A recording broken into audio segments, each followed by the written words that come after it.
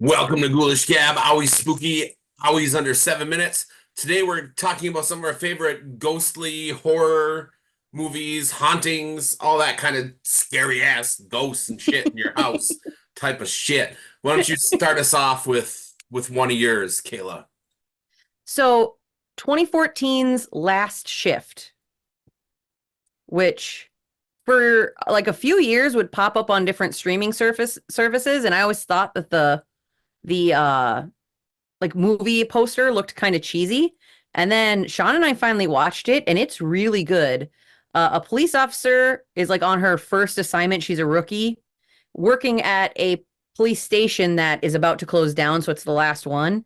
And it's full of like really good jump scares and plot twists. Like the haunting kind of starts off really minor with just like some phantom noises, knocks, and then it gets up to full apparitions and stuff. And it's a fairly unknown cast. And apparently there's a remake from 2023. I haven't seen that, but if anybody has a chance, you should absolutely watch 2014's Last Shift if you're feeling like you want to get ghosty with it. They already remade that? Apparently there's a remake. Yeah, I didn't they Jeez, called it something else called like Malum. It's made by the same director. So I weird. don't know if he was like, I need to improve upon this, but the movie's got 100% on Rotten Tomatoes. I don't know why he felt like he needed to improve it, but it's really good. I have seen that one on streaming services as well and read the description a bunch of times and then never ended up watching it. So now next time it pops up, I'm gonna have to dive into it because it looked cool. Yeah. You know. So I'm gonna start with House on Haunted Hill, which there's obviously the original Vincent Price movie and then the remake, and both are fantastic movies. I think you kind of get the thing where you don't really know, oh, is this real ghosts or is this all a setup? And then you know when you know. So, I mean, that's been done before and it'll be done again, but it works really well. The original one with Vincent Price is a effing classic. If you enjoy, the 60s black and white stuff, it's a William Castle movie. Um, and the remake was did a lot of justice as well too. So that's a bonus. There's two of them. Watch them both. Have you watched The Deep House? No, that's another one I feel like I've seen pop up on things, and I haven't heard So anything about it. I mean, it's got kind of mixed reviews, but I really enjoyed it. Basically, these YouTubers are traveling to Europe to visit all these haunted houses, and this guide guy brings them to this lake where I guess the area had been like manually, like man-made submerged, Okay, and there's a house in the lake that's supposed to be haunted. that's And not where so houses go.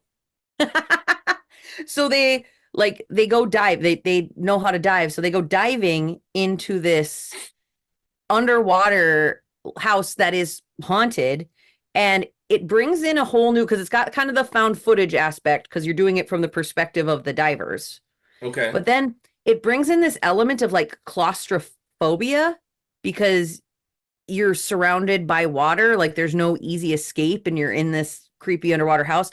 They have a lot of the standard like haunting activity, like strange noises, things moving, electronics flickering, which is extra scary because that's your life support when you're underwater diving. And I really really enjoyed it. That's another one like you. It popped up on my stuff a bunch of times until I finally watched it, and I'm glad I did. I definitely recommend it. that sounds like an original concept. I can't think of any other underwater, aquatic haunted house stories. So that sounds cool. My next favorite or pick for today is The Frighteners, starring Michael J. Fox. And this is kind of a cool version of, a haunting because after his wife passes away, he can see and communicate with spirits.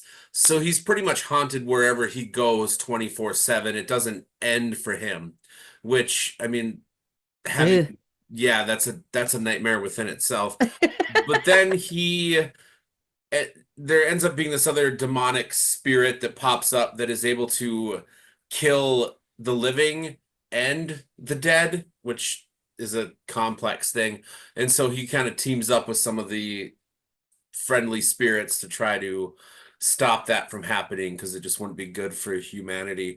That was a Peter Jackson film before he, went and got that Hobbit money. So he used to make good movies, He horror still makes good movies. movies. The Hobbit ones are What good does he movies. do?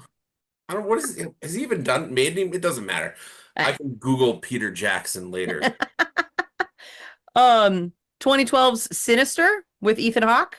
Hmm. I like that one a lot.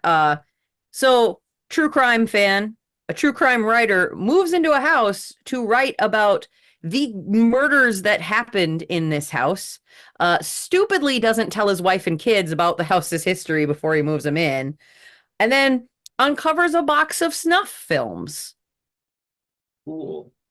And then with this one, actually, there's a lot of kind of twists in it. So I don't want to say too much because, I mean, you're watching this, you probably are fine with spoilers, but still, basically, there's a lot of twists I didn't expect. And this whole thing centers around a bunch of kids that go missing. And what actually happens to the kids is pretty creeptastic.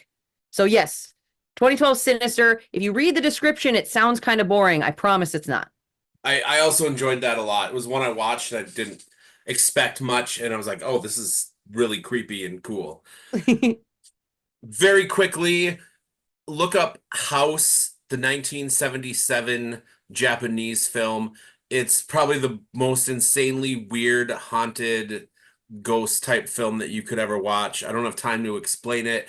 Just look up some trailers if you need something completely off the wall and still spooky to watch. That's all the time we have for today. Tell us some of your favorite ghostly haunting movies in the comments and tell us if you've seen some of the ones we've recommended.